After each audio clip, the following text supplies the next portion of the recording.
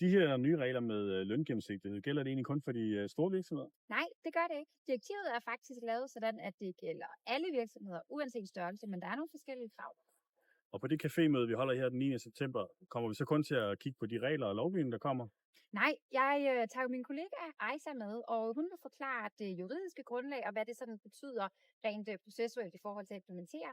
Men jeg selv vil sætte fokus på, hvad er det egentlig ledelsesmæssigt, vi så står overfor. Jeg tror rigtig meget på, at det er en ledelsesopgave mere, end det måske er en juridisk opgave, fordi du som leder vil blive udfordret på nogle ting, du ikke tidligere har skulle forholde dig til før. Medarbejderen får jo ret til noget ny indsigt. De får lov til at skulle vide nogle ting om deres egen løn, og måske de løngrupper, de er i. Og det kræver altså noget af en leder at skulle svare på det.